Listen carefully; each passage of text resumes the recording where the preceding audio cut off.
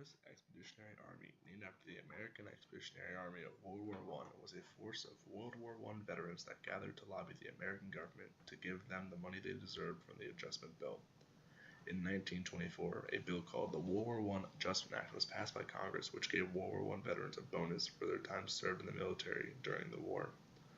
The most important part of this bill, however, was that it agreed to pay the money 20 years down the road, the idea being that the veterans would earn interest and over time and would receive a substantial amount of money for their service. In 1929, which was the beginning of the Great Depression, the United States was thrown into the worst economic standing in history.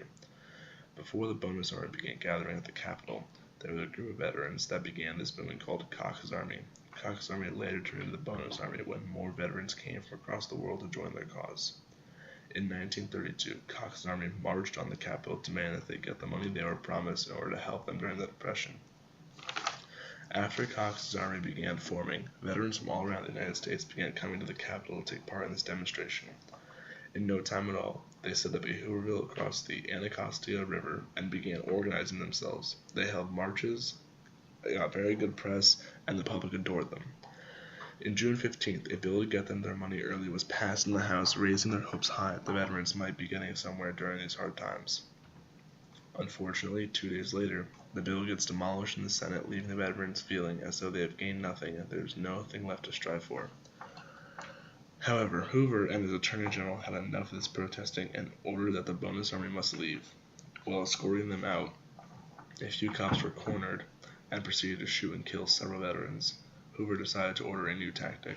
On July 28th, Hoover orders the military to clear them out. This was legal thanks to the Posse Act in 1887, where it was decided the military can only be used in Washington, D.C. to squash domestic interaction. Infantry, tanks, and tear gas were used to attack the bonus army and tries to force them out. After Hoover orders this to stop, General MacArthur fails to comply and completely overruns the Hooverville outside of Washington, D.C.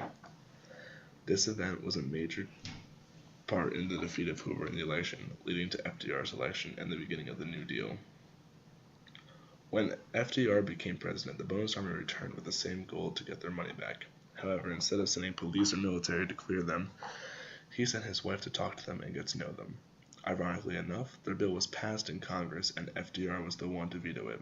Instead of giving them their money, he decided to give them CCC jobs to get them working again and back on their feet and able to feed their families.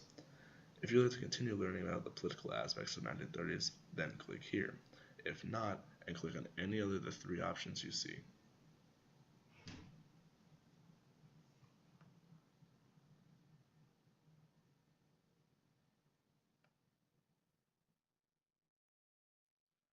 The Bonus Expeditionary Army, named after the American